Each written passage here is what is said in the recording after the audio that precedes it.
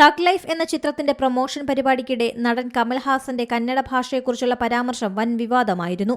വിവാദമായതോടെ ചിത്രത്തിന്റെ റിലീസ് തടഞ്ഞിരിക്കുകയാണ് Karnataka film chamber of commerce. നടൻ പരസ്യമായി മാപ്പ് പറയുന്നതുവരെ ചിത്രത്തിന്റെ റിലീസ് തടയണമെന്ന കർണാടക രക്ഷണ വേദികയുടെയും കന്നഡ സംഘടനകളുടെയും ആവശ്യത്തിൽ ഉറച്ചുനിൽക്കുകയാണ് KFCC. കന്നഡയുടെ ഉത്ഭവം തമിഴ് ഭാഷയിൽ നിന്നാണെന്നായിരുന്നു കമൽഹാസന്റെ വിവാദമായ പരാമർശം. കമൽഹാസനെ തള്ളി കർണാടക മുഖ്യമന്ത്രി സിദ്ധരാമയ്യയും രംഗത്തുവന്നു.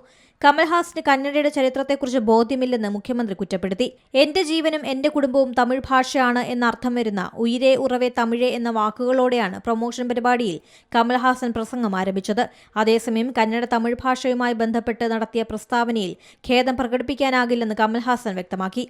താൻ ചെയ്തത് തെറ്റാണെന്ന് ബോധ്യപ്പെട്ടാൽ മാത്രമേ മാപ്പ് പറയേണ്ട കാര്യമുള്ളൂ എന്നാണ് താരത്തിന്റെ നിലപാട്.